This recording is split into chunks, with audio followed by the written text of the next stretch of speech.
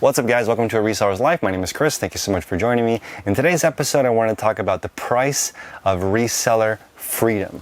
So a lot of people email me or ask for consulting on, Chris, I just want to be a treasure hunter. I have a really good eye. I want to go to storage units. I want to go to garage sales, flea markets. I have the best eye, but I'm not so good at everything else. So what does it take for me to get reseller freedom so that I can just full-time look for treasures?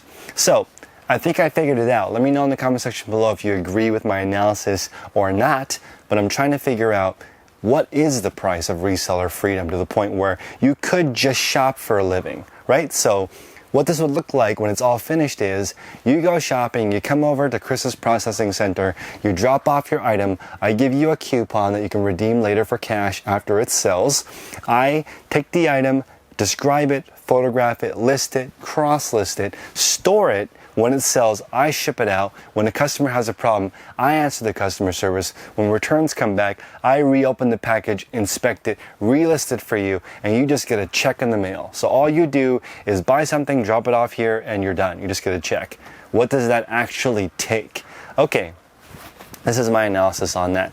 I think first off, that service does exist. You could go to the Real, or you go to a consignment shop and drop 100% of your items off. Now, typically, they don't want to consign items that are really cheap, and it's hard to find a lot of super valuable items. So the price to pay would be, you would need to create your own store. In my opinion, I think it needs to be around 4,000 items if you're selling just one-off single items. And this is why I think it needs to be that big. If you're a one-off seller selling random things, I think a great sell-through rate is 20%. This is 1/5 of your store selling every single month. Now that's 800 items and about 200 items per week. Now the reason why I picked 200 items per week, which is, in my opinion, insanity for one person to try to do that in a week, to go find the items, clean them, prep them, come home, do all the work that I talked about in the beginning of the video, that's insane. 200 items is a lot of work. But it's not a lot of work if someone's full-time job is just the processing part. If all you had to do was list, photograph, ship, then it's totally doable. But if you have to also go find the items, then there's not enough time in the week to actually pull that off, in my opinion. Of course, there are people who are very efficient and sell in 1 to 3 categories and a lot of similar items. Yes, they can do that, right? They can list 200 to 500 items a week, but that goes back to not really being what you want. If you want to be a true treasure hunter, then you're going to be finding unique items, unique shapes. Everything is going to be different.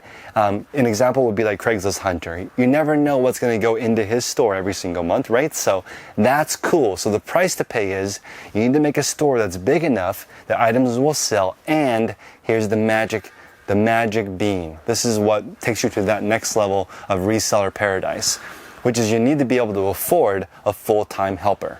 Somebody that can actually list the item, ship it for you, and then utilize your specific system. That would be the price to pay for reseller freedom. You need a big enough store to pay the bills, and the bills including the salary or the contract fee for that person to list 200 items a week for you, to have 800 in your store. This is just anecdotal. Consider my channel entertainment purposes, but it is literally what I do. I have over 4,000 items in my store. Every month I sell at least 800 items. The items in my store range, they vary in price very dramatically because it's not that easy to find really high profit items and volume. I hear people say, oh, just only sell items over $20 profit. But for me, I'm not finding insane quantities of items that are like that. What I'm finding is some items that are $100 profit, some multi-quantity items that have 50 and I only have to list at one time, but they're $4 profit each. For me, I still count that as $200 profit, right? Because it's only one listing and it's selling over and over and over again. I don't have to keep listing. But again, it just depends on what kind of stuff that you're actually finding. For me, I don't find an insane amount of super high profit items. Maybe that's just me, and I haven't been doing this long enough to I don't know enough people and have enough suppliers that every single thing that comes in here is an amazing profit. I just have some items that are cheaper, and for me, when I look at that, I'm thinking, great, this item is $5 profit, that's going straight to the person that helps me. I look at it as this cheaper item that's coming in is just salary for my worker. That's giving me reseller freedom because it's paying their salary, right? So let's break it down into time. Okay, so 40 items a day in 8 hours, I would consider amazing. And what I mean by that is over the course of 8 hours, if you prepped, cleaned, tested, listed, cross-listed, shipped, did the customer service, handled all the returns, had a perfect inventory system in an 8-hour day, I would consider you an expert. That's an A as a reseller. Very, very good, very, very organized. It takes a long time to get to that point, right?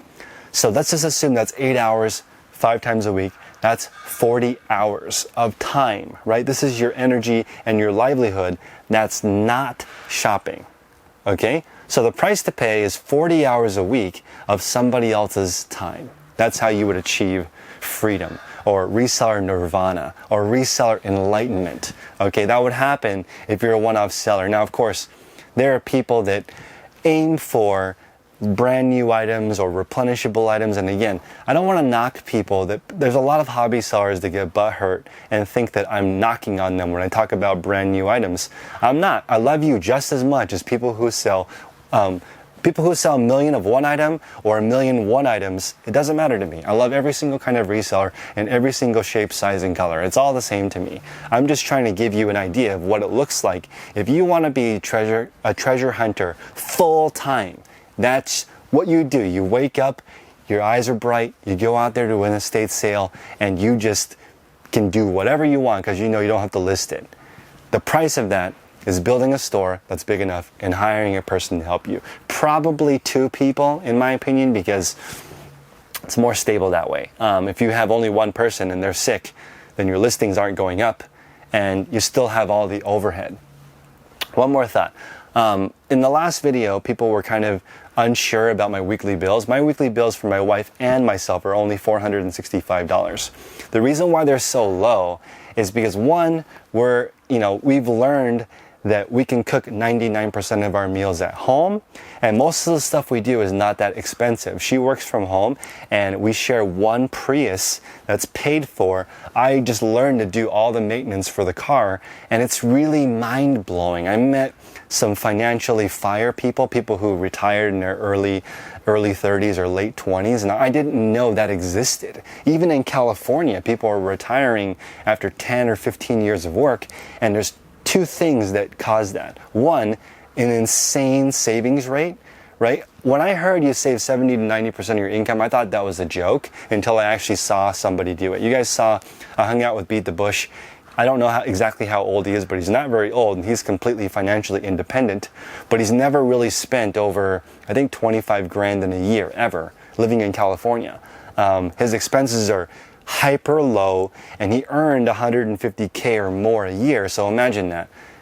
You have a really, really high income and a really, really low overhead. Of course, you're going to stack up an insane amount of money. Plus, his hobby is credit card hacking and looking for ways to get cheap deals. And if that's your hobby, then it's just like being a reseller, in my opinion. Instead of you playing golf once a week, spending $50 to $100, if you were to go to 5 garage sales instead of golfing, you're going to make $300 to $500 maybe from a one weekend day of thrifting or looking for cool items versus spending $100 to $150 on golf, lunch, and hanging out with the boys.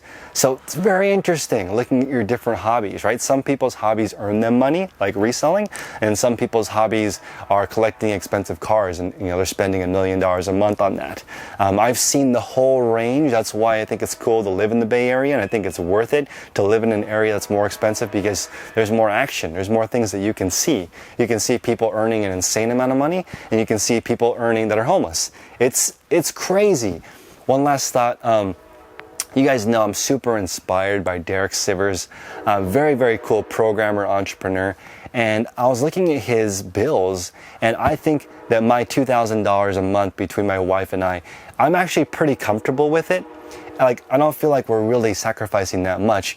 But when I looked at Derek's bills, when he was building CD Baby, his company, his bills were $500 a month. That's half of what we're spending. And that's what happens when you don't live in the Bay Area. It's cheaper, right? He was living in, I think, either Queens or Brooklyn, renting a room by himself, never ate out, and just worked on his business. And over the course of 10 years, he saved $4 million from running a successful business, sold his company for $22 million, and gave all $22 million away to charity. Again, I'm not suggesting that you guys live frugally. I'm not here. This is not a personal finance channel. In fact, I'm a newbie to personal finance. This channel is just about selling things online, trying to create a better life for yourself. I just think it's fascinating. There are people that essentially live on just, under $10 a day. It's not too complicated if you figure out, you're basically sharing the rent with somebody else, or you're arbitraging some kind of transportation cost. Either you work at home or you bike to work. That's a huge cost. If you work at home, you save a lot on clothing. If you're a reseller like me, you can have an awesome wardrobe for hardly anything.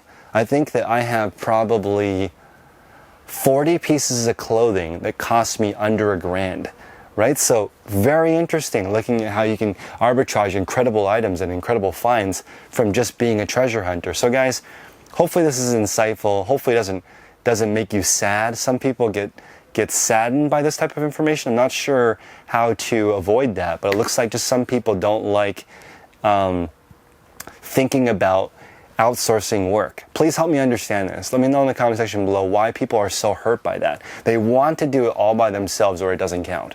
So I'm not sure where that comes from, but it's pretty strong. People are like, I feel like if I don't do it all by myself, the money's not green and it doesn't get accepted at Walmart if I didn't make it myself. So again, guys, appreciate your time. Love you. Also, until the next video, make progress daily. Take care.